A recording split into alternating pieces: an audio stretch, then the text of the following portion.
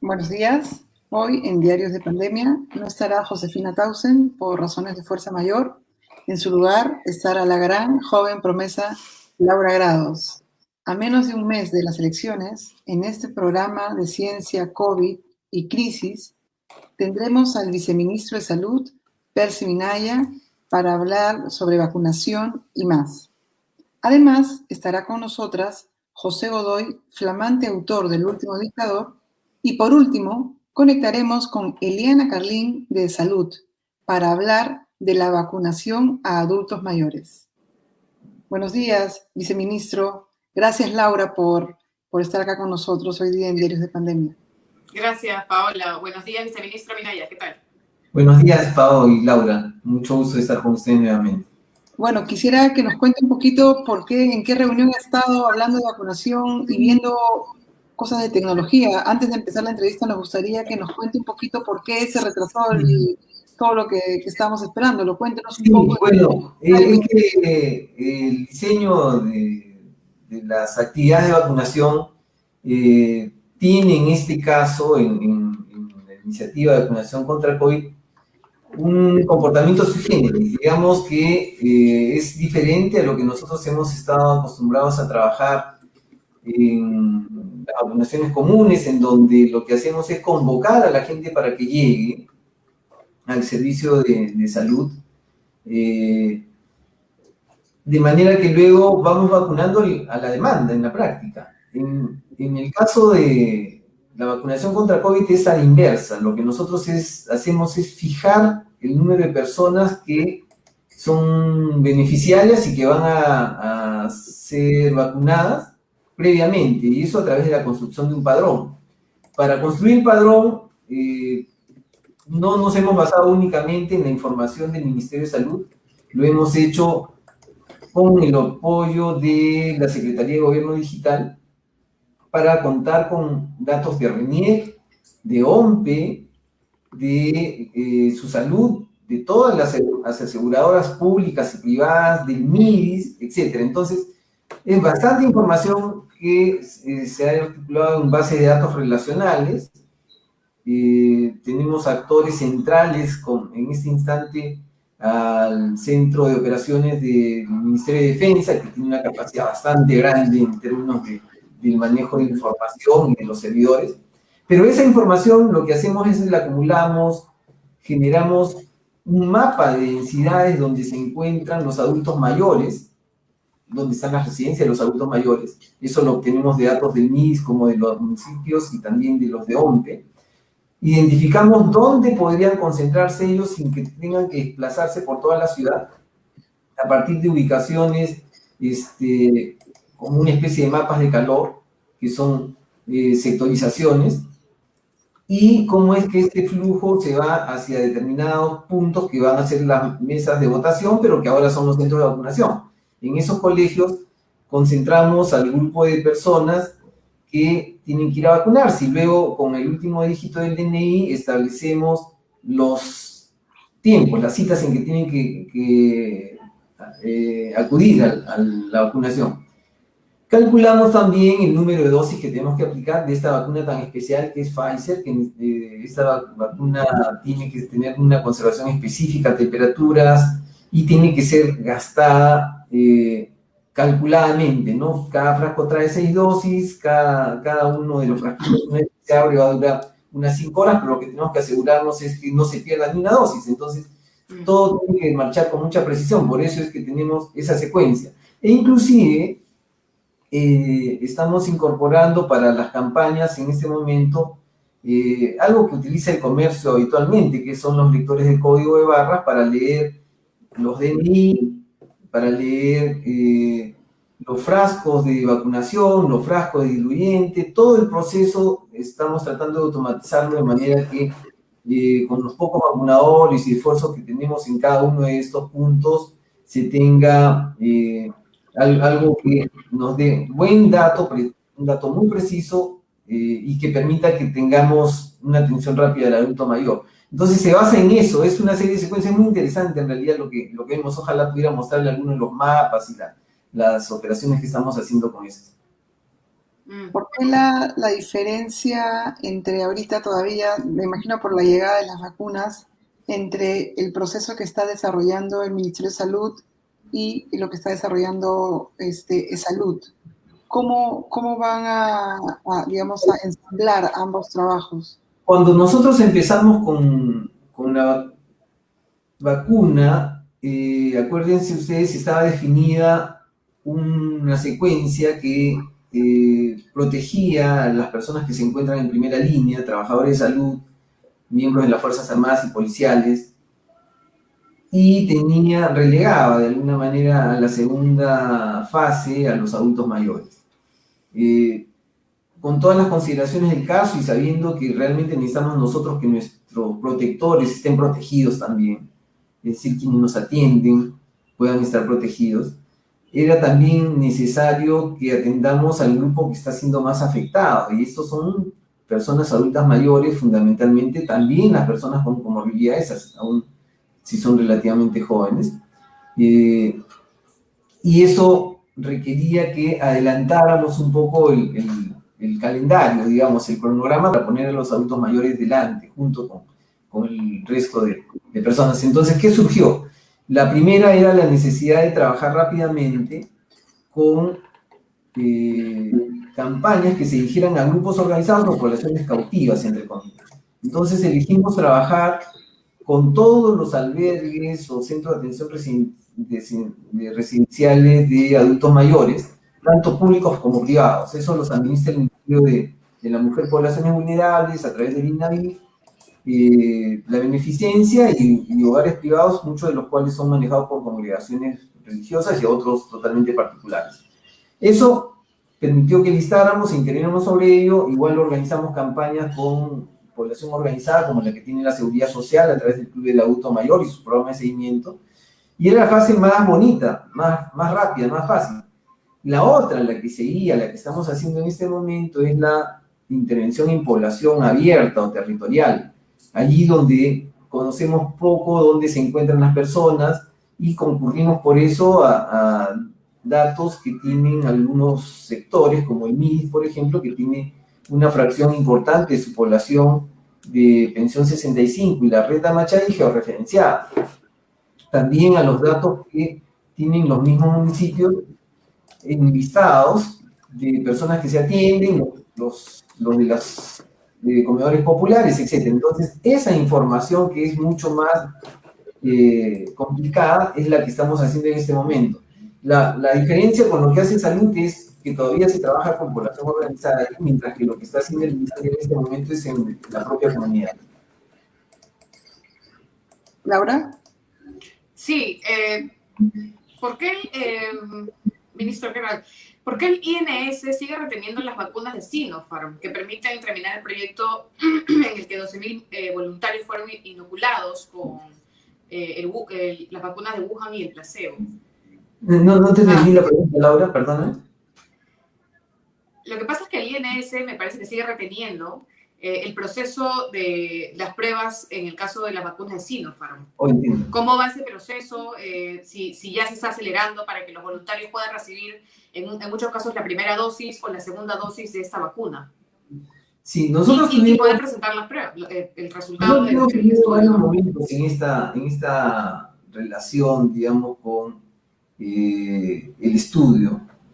Digamos que el Ministerio de Salud es el ente que tutela todo pero el Instituto Nacional de Salud tiene una función específica, concreta, que es la supervisión de los ensayos clínicos. Y en este caso, la unidad de ensayos clínicos que corresponde tanto a la Universidad Cayetano Heredia como a la Universidad Nacional Mayor de San Marcos. Con todas las dificultades que nosotros ya conocemos, una de las necesidades que surgió una vez que este estudio ya ha pasado a abrir las etiquetas, es decir, ya liberar la información acerca de las personas, es que sabemos ahora que hay un grupo de personas que ha sido vacunada con la vacuna con la variante o la cepa de Wuhan, por un lado. Por otro lado, personas que han recibido placebo y que obviamente ambas poblaciones necesitan recibir la vacuna Sinopharm, que es la que está asociada a los compromisos que se tienen. Entonces ahí hay dos situaciones. Por un lado, el requerimiento del Instituto Nacional de Salud y de los usuarios, de los participantes en los ensayos clínicos hacia el propio instituto para que se permita la vacunación de todos ellos con las vacunas que tenemos disponibles actualmente.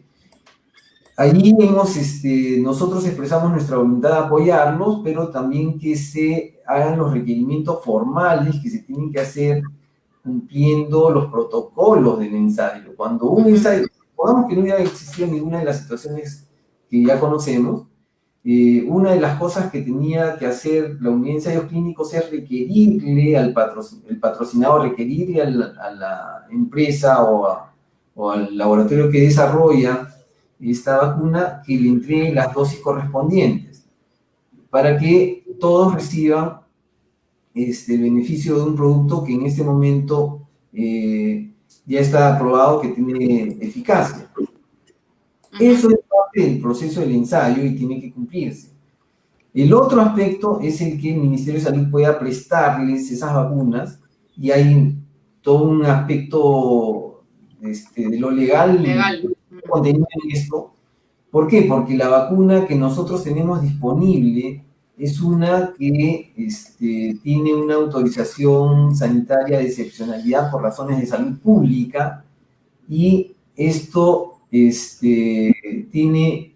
está enfocada a una población específica y es nominal de alguna manera, es decir, la tenemos registrada para cada persona que va a recibirla. Mientras que la otra vacuna puede, la que tiene que entregar Sinopharm, puede estar llegando acá, supongo yo que en los próximos días, espero, porque es lo que hemos conversado con Sinopharm a fin de que acelere esta entrega. Ellos nos han pedido por eso una persona de contacto dentro del Ministerio de Salud, dentro del Instituto Nacional de Salud.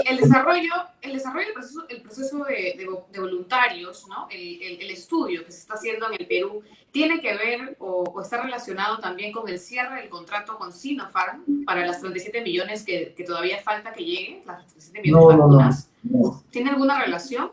Ninguna. El estudio se ha desarrollado en 4 otros países también.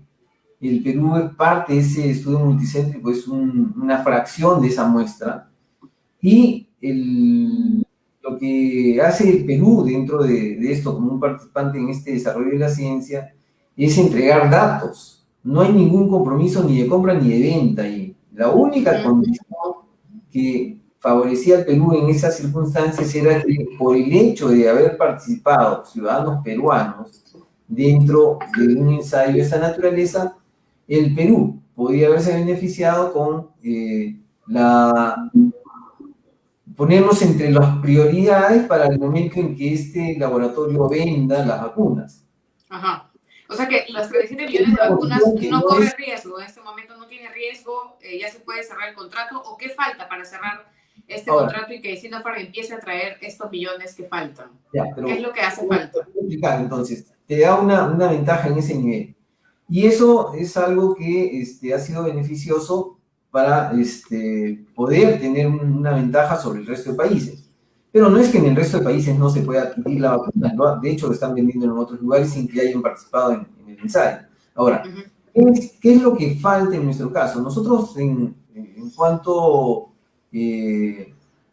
la vacuna, la de Sinopharm, tuvo ya evidencias de eficacia que fueron liberadas por Arabia Saudita, teníamos ya la certeza de que esta vacuna tenía un grado razonable de eficacia que podía ayudarnos a proteger a nuestra población, básicamente un manejo relativamente más fácil que la vacuna Pfizer, por ejemplo, ¿no? Porque esta vacuna, la Sinopharm, se puede mantener en temperaturas a las que habitualmente trabajamos en programas de vacunación. Ahora, ¿qué pasa con eso? Sin embargo, para poder proceder a las autorizaciones, en el momento que comenzamos todo el trabajo, Sinopharm tenía alguna información todavía limitada, porque apenas estaban liberando los datos de los ensayos, y sin embargo sí era suficiente para poder dar una autorización de excepcionalidad por razones de salud pública para comenzar a usarla. En contraste, han pasado ya suficientes meses para que ellos puedan entregar una información más avanzada de la eficacia, de la calidad y de la seguridad de la vacuna. Pero viceministro, pero escúchenme, aquí estamos hablando de dos cosas. Hay un maltrato a los 12.000 voluntarios de la vacuna Sinopharm, donde ya está dividido en tres fases, fase 1, fase 2, fase 3. En la fase 1 están los médicos de primera línea, técnicos de primera línea y personas adultas mayores. A ellas, porque el INS ha retenido las vacunas, no se ha terminado de entregarles la segunda dosis y no ha hecho que termine fase 1, fase 2 y fase 3, y eso es un maltrato. Y encima de eso, cuando se termine esas 3 fases, va a poderse hacer la pasada, que se llama así en términos técnicos, para saber el porcentaje de la efectividad de la vacuna. Eso está en manos ahorita del Estado. Sí, Paola, pero yo creo que hay mi pregunta es, ¿qué respuesta se le da a los voluntarios que seguimos dando vueltas? Yo porque estoy incluida, pero digo, los de la fase 1, que son médicos, que son gente que está en primera línea, adultos mayores que están esperando su segunda dosis. Perdónenme, pero esos no son responsables del vacuna gay. Ellos no son responsables de todo lo que ha pasado. Y el INS, discúlpeme, pero ese comunicado, si usted lo lee bien, es una lavada de manos. Entonces, ¿qué respuesta se le da a los 12.000 voluntarios? Vamos por partes en eso, Paola. Mire, estamos hablando del proceso general. Y por eso es que yo les explicaba cómo iba y cuáles son los aspectos que estamos trabajando con Sinopharm para que entregue toda la vacuna que tiene que entregar. Y no me refiero al grupo específico de quienes pueden tener, entre comillas, una segunda dosis pendiente.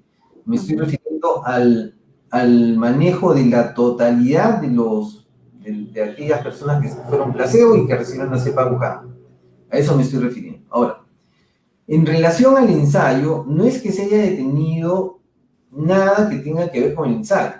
El ensayo ha seguido y las personas han recibido las dosis que les correspondían, fuera placebo o fuera cepa, lo que recibían. Ahora, de lo que usted me está refiriendo son en el momento en que se abren las etiquetas por adelantado en Cayetano Heredia y se comienza a aplicar vacuna que procedía de esas 3.200 dosis que fueron cuestionadas porque no tenían autorización para uso. La retención a la que se refiere es un procedimiento que se ha hecho porque esa vacuna no tiene autorización sanitaria, no tiene un registro sanitario, no puede utilizarse como vacuna. Entonces, ese es el aspecto legal al que me refería, pero nosotros estamos trabajando con nuestras autoridades para poder liberar esto y se pueda seguir utilizando, porque sería absurdo que perdamos una vacuna que sabemos que es ineficacia, pero que a su vez con las dosis que se tienen puede lograrse vacunar un grupo por adelantado. Ahora, respecto de las personas que son adultos mayores, que son médicos o cualquier personal de salud y que les corresponde recibir la vacuna en este momento, ellos, por supuesto, pueden acudir están en los padrones para empezar, y pueden acudir a que en sus propios establecimientos le pongan la segunda dosis que corresponde.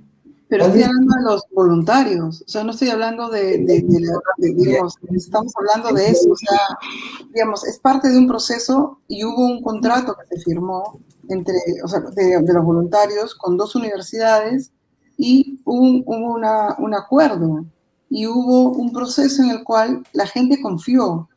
Y entonces, en ese proceso de volver a confiar en algo que pensábamos que se hacía el bien, hemos caído en el limbo, y no lo digo por nosotras mismas, sino lo digo porque en general la fase 1, la fase 2 y la fase 3 se ha quedado en el aire.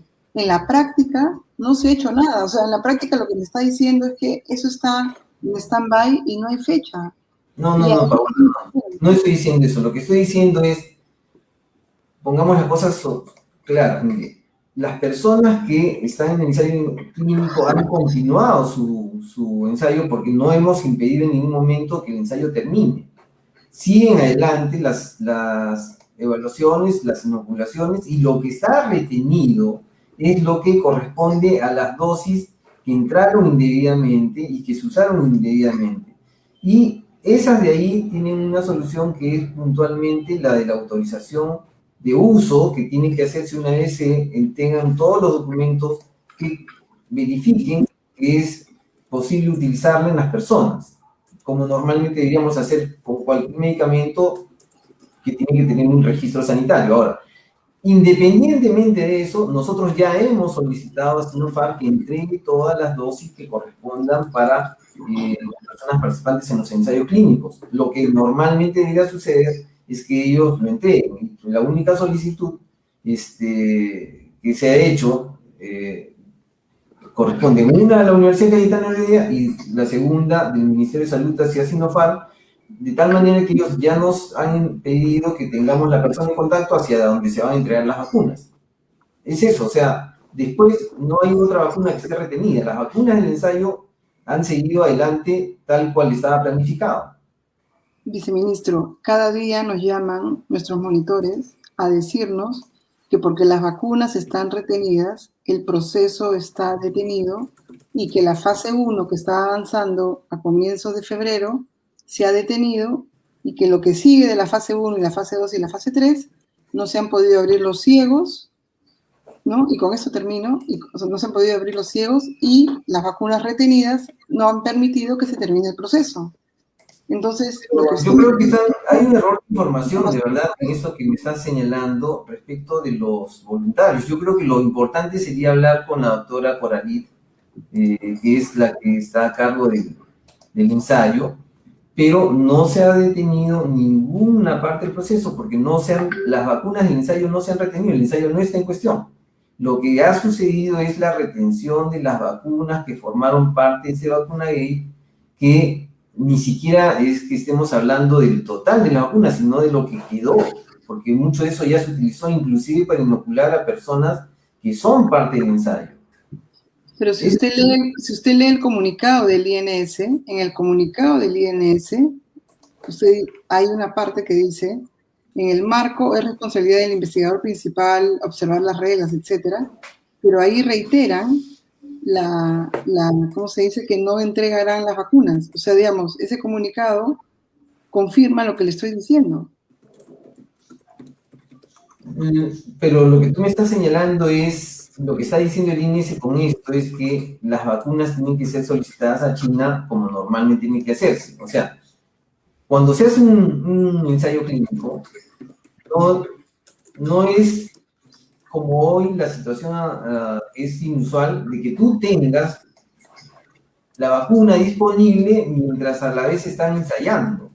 O sea, lo que hay que hacer acá es que Sinopharm entregue las vacunas correspondientes para las personas que están participando en el ensayo, porque es lo que corresponde. O sea, no es solamente que nosotros podamos prestarles esa vacuna, sí está disponible y se puede utilizar. Igualito que liberar la otra que está retenida por estas condiciones en donde no hubo un uso apropiado. Pero eso es independiente, no es que nosotros estemos reteniendo ni impidiendo nada. O sea, nuevamente, la frase a lo que se refiere al último es que los procedimientos normales es que investigador. Una vez que se concluye el ensayo, que se abre el ciego, que es lo que ya están haciendo, pida las vacunas a Sinopharm para que Sinopharm las entregue y se puedan inocular. Si no hubiera sido que tuviéramos una autorización excepcional para el uso de las vacunas Sinopharm de una manera coincidente, no habría vacuna en este momento en el país y ese es el procedimiento regular que se tiene que seguir. Entonces, no es que estas vacunas correspondan, las que están almacenadas y retenidas, que son una pequeña cantidad, no es que corresponde a los 12.000 participantes. Ahora, que se puede usar en ellos, sí, y deberíamos usarlas. Para eso hay que recuperarlas, pero no son suficientes para todos, y por eso es lo que digo, no hay que confundirnos en el aspecto en el que hay una responsabilidad de Sinopharm y de la universidad que es patrocinadora de esto. Ellos tienen que requerir la vacuna y Sinopharm tiene la obligación de entregarlas. Ese es el contrato, entre comillas, ese es el compromiso que se ha contraído. Independientemente de eso, el Ministerio de Salud y el INS, ¿podemos actuar sobre las vacunas que están retenidas? Sí. ¿Esas vacunas son suficientes para todos los participantes? No. Los participantes que forman parte de grupos que ahora están siendo beneficiarios de la vacuna pueden recibir vacuna directamente del Estado porque les corresponde, independientemente de haber participado en el ensayo clínico. Sí, lo pueden hacer. De hecho, hay personas que son miembros del sector salud, trabajadores de salud en general, que han acudido ya para recibir sus dosis correspondientes. Si han recibido Wuhan o si han recibido Sinopharm primera dosis, con los que fueron placebos, abrieron tempranamente la etiqueta, recibieron una dosis, han recibido ahora una segunda, una parte de ellos. Bueno, ¿cómo sería, ya pasando a otros temas, doctor Percy, cómo será el proceso de vacunación a mayores de 90 años y que tienen CIS, pero que no tienen salud? ¿Y cómo se van a publicar y publicitar los padrones distritales de adultos mayores ya vacunados o que están por vacunarse? Los padrones se están publicando en la página web. Ya se ha publicado en general, para el conocimiento de todos, un padrón universal que es el que todos los ciudadanos tenemos derecho a vacunarnos y está obteniendo datos de RENIEC. Entonces, todas las personas mayores de 18 años se encuentran ya en el padrón. Para empezar, eso nos da la posibilidad que en cualquier lugar donde nosotros estemos ya se pueda planificar el proceso de la vacunación. Lo que estamos haciendo es construir un padrón específico para cada momento en que liberamos vacuna. Entonces, por efecto de que no tenemos tanta vacuna en este momento, recuerden que estamos recibiendo aproximadamente 50.000 dosis de Pfizer cada semana, y a partir del siguiente mes vamos a recibir cerca de 200.000 por cada semana. Entonces, de estas 50.000, al momento de distribuirlas, lo que hacemos es un énfasis, decimos, en este periodo todavía estamos vacunando a mayores de 80 años. Entonces, de 80 años para arriba, cualquier edad que tengas, te corresponde. Ya estás en el padrón universal, pero además te doy un padrón de referencia donde listo, por ejemplo, las personas que son miembros de pensión 65 o miembros de la Reta Machay, por ejemplo, para que se trabaje con prioridad en el nivel territorial. A la vez, tengo otro padrón que se entrega a la Seguridad Social de sus propios afiliados, mayores de 80, y que ellos convocan a diferentes establecimientos para proceder con la vacuna. Entonces, esa es la forma como nosotros trabajamos. Tienen un padrón general universal y luego vienen los segmentos para cada subgrupo de datos con grupo que se beneficia, ¿no? Y eso se entrega a nivel de las direcciones regionales de salud o de las direcciones de salud de cada una de las instituciones. Muy bien, y para los adultos mayores que no cuentan con DNI, ¿cómo va a ser el proceso de vacunación, de rastreo y todo? Cuando se identifiquen estos casos, por eso es que no solamente lo estamos haciendo con una actividad electrónica, sino también a través de actividades de base comunitaria. Nuestros promotores de salud, agentes comunitarios de salud, vienen desarrollando trabajo en el campo. Le hemos pedido a nuestras DICs y DIRESAs que haya una aproximación más fuerte con los gobiernos locales para trabajar también con los comedores populares, con los grupos organizados, para que cuando se identifiquen personas que pueden vivir en la zona, pero que no cambiaron la dirección de su DNI, o que no tienen DNI simplemente, puedan reportarse para que acudan directamente al centro de vacunación. No le ponemos ningún tipo de trabas por no tener eso. O sea, primero lo vacunamos, después preguntamos. Lo que sí tenemos que tener la seguridad es que hay alguien que avala que esa persona reside o está residiendo en la zona durante algún tiempo, ¿no? Porque también sucede lo otro. Hay mucha gente que ha venido a vacunarse, pero si tiene identidad, no corresponde o a otro grupo de edad o a otro subgrupo que va a ser intervenido posteriormente, ¿no? Hay gente que se ha movido de un distrito a otro solamente por el hecho de la vacuna. Es una cosa distinta que está residiendo en una zona de riesgo, ¿no? ¿El Ministerio de Salud ha tomado alguna medida o tiene planificado tomar alguna medida para aquellas personas que a través de medios de comunicación, canales, redes sociales, difundan mentiras sobre el proceso de vacunación o sobre el tratamiento de la COVID? Bueno, una de las cosas que estamos haciendo es trabajar con nuestros comunicadores para que a nivel local, sobre todo, se pueda explicar un poco mejor los beneficios de la vacuna y detener estos fake news, tanto como estos memes que a veces salen acerca de que hay más riesgo. Y programas enteros de televisión mintiendo, ¿no? Tengamos claro eso. ¿Hay algún tipo de coordinación con el Ministerio de Transportes para tomar medidas sobre esta problemática, que ya es una problemática social, digamos? Hemos pedido algún nivel de intervención, hubo inclusive la decisión de que si se reiteraban estas situaciones iban a haber denuncias, todavía no se han expresado esos niveles de intervención, ¿no? Ministro, y ahí en el tema de lo que usted está diciendo, con el trabajo con el gobierno digital, van a organizar, me imagino, la vacunación de salud, la vacunación que tiene que ver con lo que va a ser MINSA y los que son ciudadanos extranjeros. Todo va a estar en una sola página web, más o menos es lo que usted nos está explicando. Así es. Pero luego un ejemplo, si yo tengo un familiar de 90 años que está en el CIS, ¿ya? ¿Cómo hago para que le inscriban? Va a haber una sola página central, ¿no es cierto? Y si tengo un familiar de 90 años que está en el CIS, y si tengo un familiar de 90 años que es extranjero, ¿a dónde voy? ¿A dónde pregunto? O sea, ese tipo de ayudas que sí serían vitales en este momento. Nosotros hemos puesto, el primer padrón que hemos aprobado, el universal, corresponde a los ciudadanos peruanos identificados con DNI que están inscritos en RENIEC. Estamos solicitando también y coordinando para poder dar todo el manejo apropiado de los datos, la información a migraciones, para que podamos incorporar a los diferentes ciudadanos de acuerdo a su nivel de riesgo también, obvio, ¿no? O sea, todos se incorporan, pero la vacunación luego se hace por niveles de riesgo. Es decir, por ejemplo, empezamos con mayores de 80. Es absolutamente riesgo, o sea.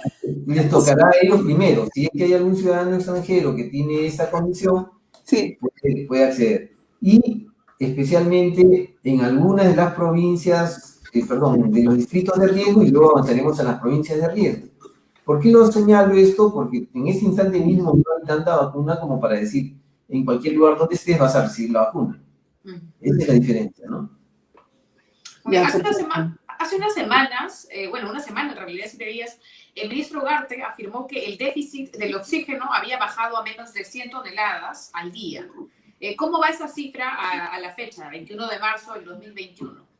Continúa reduciéndose, aunque la disponibilidad de oxígeno, siempre hay que saberlo, depende del número de casos severos que tengamos. Si estos casos se incrementan, obviamente el déficit puede mantenerse o subir nuevamente, ¿no? Se ha venido reduciendo a partir de las intervenciones que se hicieron de compras tanto a Ecuador como a Chile, compras que han sido realizadas por el Ministerio de Salud a través del mecanismo delegado, y Eso ha facilitado que podamos tener una buena cantidad de oxígeno que se ha distribuido a nivel de los principales hospitales en varias regiones del país y se almacena en su forma de tanques criogénicos. Aparte de eso, por supuesto, hay toda una serie de intervenciones que se están haciendo a nivel de las pequeñas plantas de distribución donde en algún momento ha habido una cantidad importante de personas que estaba traficando con oxígeno, ¿no? Eso también era parte del déficit porque había acaparamiento en ese nivel. Eso se ha comenzado a resolver, vuelve a surgir, volvemos a controlarlo. Pero el déficit en general se ha ido controlando. Ahora, mucho de lo que estamos hablando depende del acceso que tenga la persona al servicio de salud, que tan pronto llegue para ser tratada, y en ese nivel va a poder consumir mucho menos oxígeno. Depende de la severidad del caso, depende dónde estés ubicado y depende que decidan de una vez llevar a las personas a los establecimientos de salud cuando estás en una fase temprana. Cuando llegas a una fase avanzada es bastante complicado manejarla, ¿no? Pero si estás en una fase temprana es posible poder abordarla y evitar que uses oxígeno, ¿no? No, claro, cuando están en la fase temprana en los hospitales no lo reciben, ¿no? O sea, también hay que apuntar. Pero esa parte es abordada a través de los centros de atención que tienen oxígeno, los CATS, que existen en casi todas las provincias y en algunos distritos de Lima donde tenemos mayor cantidad de casos. Esos CATS funcionan supervisados por el Ministerio de Salud, con soporte de los municipios, y allí es posible trasladar a las personas que tienen grados entre leves y moderados tempranos. Si nosotros conducimos a nuestros familiares a esos lugares, es posible que puedan recibir un tratamiento médico en lugar de estar pagando en la casa atención que no siempre es de la mejor calidad. Los casos existen, hay normas sobre eso y están funcionando. Ok. Ya para casi terminar la entrevista, para no quitarle más tiempo, viceministro, a pesar de que el proceso de vacunación continúa su curso, Francia ha ordenado un nuevo confinamiento para frenar los avances de la tercera ola, que llaman ya tercera ola del COVID en ese país. ¿El gobierno peruano está contemplando un escenario parecido con nosotros en los próximos meses? El gobierno va recibiendo información del comportamiento epidemiológico de los casos de contagio y de muertes que van ocurriendo, que son las cifras fundamentales, igualmente que la saturación de las camas UCI. Con base en este tipo de información es que toma decisiones para poder flexibilizar o no las medidas. Lo que nosotros hemos visto a lo largo de las semanas previas es esta condición en que comenzaban a declinar los casos que se estaban registrando y el número de fallecidos en diferentes lugares, y esperamos que eso continúe siempre que la gente respete en este periodo muy corto que viene, que son las fiestas asociadas a la Semana Santa y al mismo movimiento de las elecciones. Si se mantienen las precauciones, no debemos continuar creciendo y podrán seguirse las medidas más o menos flexibles. Si por el contrario se incrementan las condiciones, tenemos más casos de contagio y fallecidos, y no termina de controlarse la situación, obviamente tendrán que llevarse nuevamente las medidas de restricción. Eso es un proceso dinámico. Igual que en Francia, entramos y salimos de una situación de confinamiento y eso va a depender de estos indicadores epidemiológicos. Sí, ha salido hoy día un comunicado que se llama Declaración por el Derecho a la Libertad Religiosa, reclamando la medida del gobierno que cierra del 1 al 4 de abril, o sea, durante la Semana Santa católica, la salida de la gente. Digamos, ¿qué tendría que decir el gobierno para argumentar a favor del cierre de estos 4 días para el que estamos viviendo en medio de la pandemia?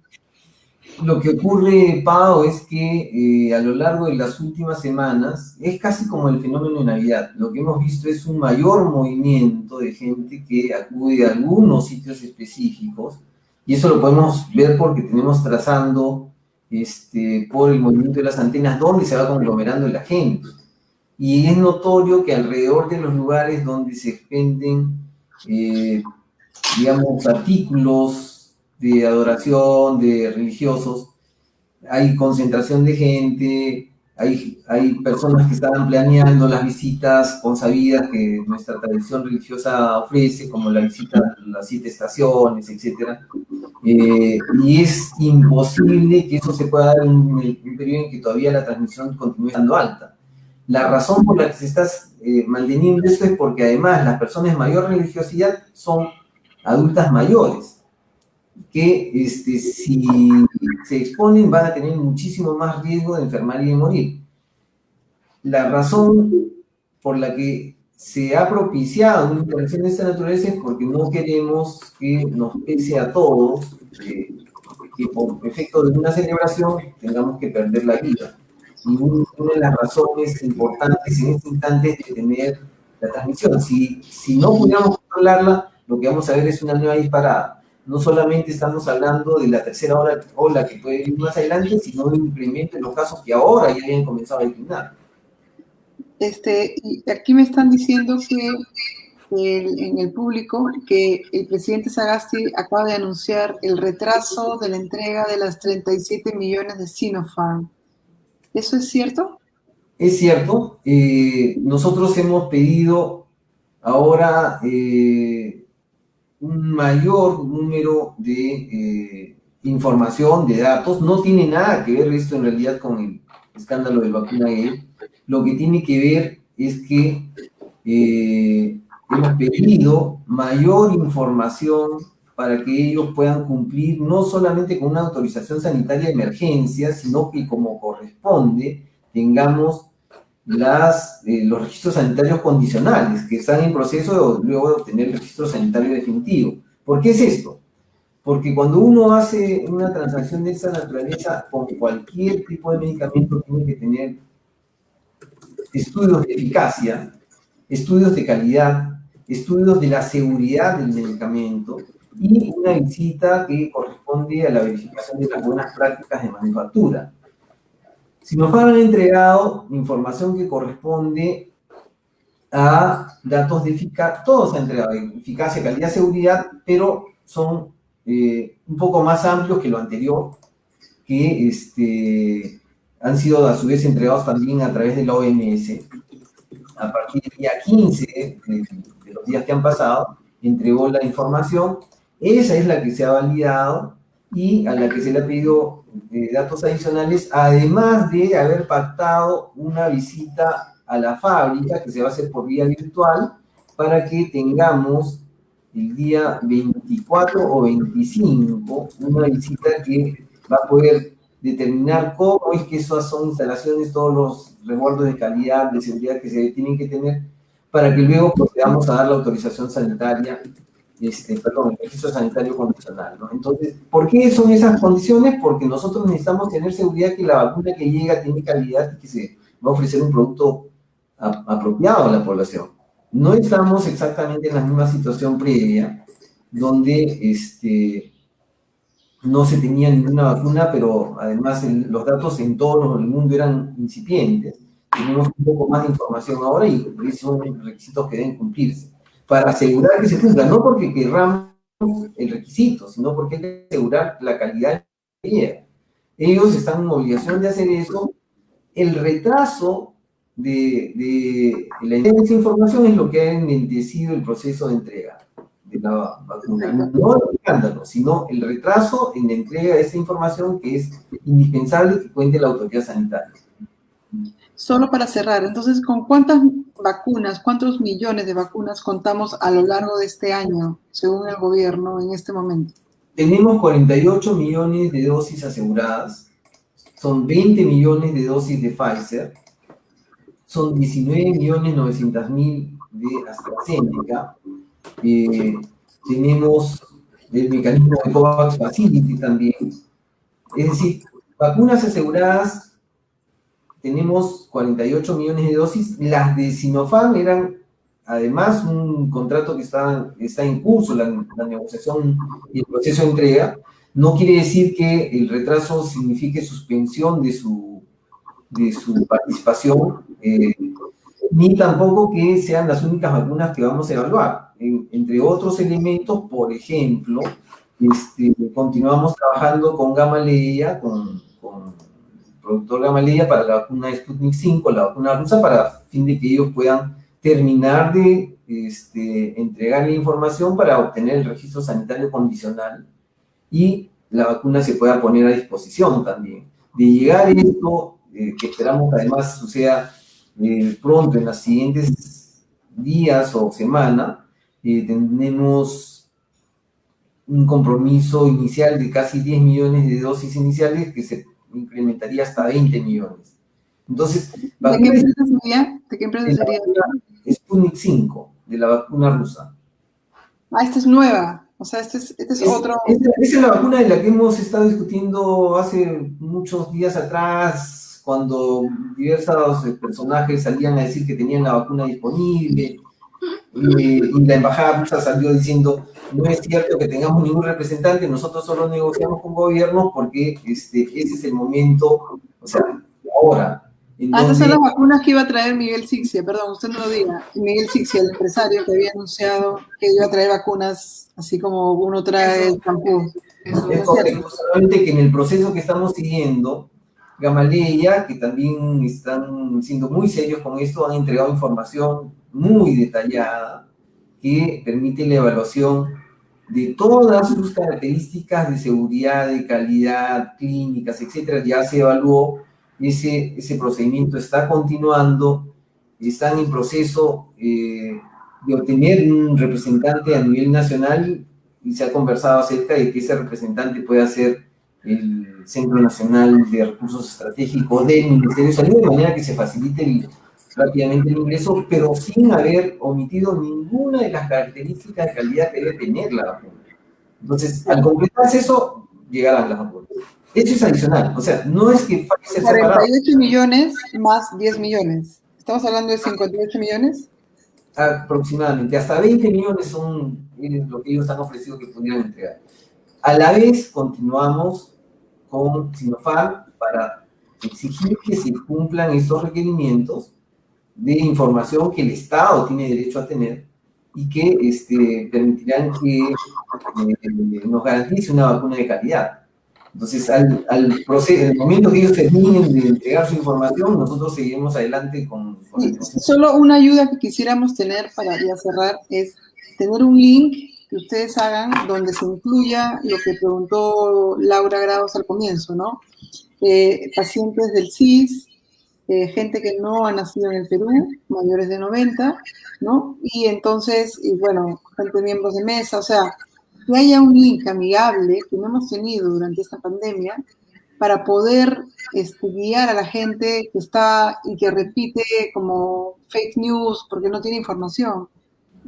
Creo que parte de esta crisis es parte de desinformación, ¿no? Y eso, y aquí al público que estaba preguntando, hay un poco de gente un poco enojada, ¿ya? Sobre todo los voluntarios que están enojados. Dos preguntas, ¿cuándo se abrirá el ciego? Que eso no sé cuándo se abrirá. Percy Minaya es médico y epidemiólogo, por si acaso. Porque aquí la gente está un poco belicosa esta hora, no sé qué pasa. Muchísimas gracias por la entrevista, muchísimas gracias por estar con nosotros. Bueno, sí, perdonen, hay mucha impaciencia por el tema COVID. Un año después hay muchas respuestas que todavía no tenemos y sí vemos muchas acciones que están haciendo, pero desgraciadamente mientras no comuniquen o nos digan este link o nos avisen, no tenemos de dónde sacar. A eso sí me parece que... Tiene mucha razón, Paola, yo no voy a escabullirme sobre ese asunto, creo que tenemos que dar respuestas más contundentes en términos de comunicación y liberar un poco más de la información que sí tenemos disponible ordenadamente para que todos podamos entender en qué consisten estos procesos. Reitero el compromiso de darle soporte a los requerimientos de los voluntarios. Informalmente conversado con algunos de ellos, hemos por esa razón insistido con Sinopharm. Sinopharm ya envió una carta formal al Estado peruano para poder solicitar la persona que va a hacer los trámites para recibir la entrega de las vacunas que ellos tienen que darle a las personas que fueron voluntarios en este ensayo clínico. Perfecto. Muchas gracias. Muy bien, muchas gracias. Y lo esperamos. Hasta una próxima oportunidad. Igualmente, muchas gracias.